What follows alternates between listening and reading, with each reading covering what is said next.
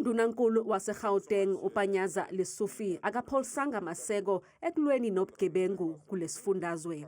The fight against crime is taking a proper turn to protect all our citizens using the latest technologies and also using the law enforcement agencies that have been assigned in our province.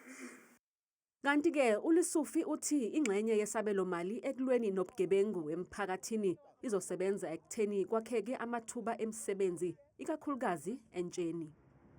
We are indeed thrilled and excited that our budget of 2.3 billion rands of this 1.1 billion rand will be allocated to our elevated priorities: to recruit more people to fight crime, to provide more tools of trade to our law enforcement agencies, to lease more helicopters so that the fight against crime can be intensified.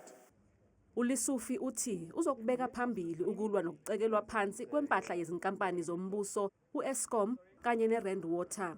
Kanti usihlalo wekomidi lalomnyango uBandile Masuku uthi kuzobandakanywa umphakathi ekulweni nobugebengu. The committee views community involvement as a critical aspect in crime prevention.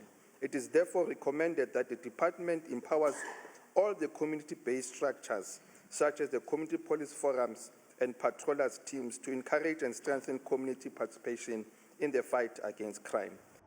Zingu 38,290 izikhungo ezilwa nobugebengu ebantwini abangu 15 million eGauteng, kanti zizokongezwa ngo 10,000 ukwenzela ukuvala izikhala kulesifundazwe.